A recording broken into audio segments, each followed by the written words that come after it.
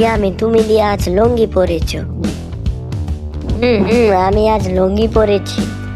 ইয়ামিন, তুমি দিয়ে আজ লুঙ্গি পরেছো, তোমাকে অনেক সুন্দর লাগছে। ধন্যবাদ। ইয়ামিন, চলো আমরা খেলতে যাই। ধুরো, তুমি দেখছো না আমি লুঙ্গি পরে আছি, আমি এখন খেলতে পারবো না। তাহলে চলো আমি তোমাদের একটি কিচ্ছা শোনাই। হ্যাঁ, আমিও কিচ্ছা শুনবো। আমিও কিচ্ছা শুনবো। তো শোনো, এক ছিল এক রাজা। তারপর তার ছিল একটি কুত্তা। তারপর তাড়াতাড়ি গো। একদিন রাজায় পায়খানায় গেল। তারপর তারপর কুকুরটা পায়খানায় উকি দিল।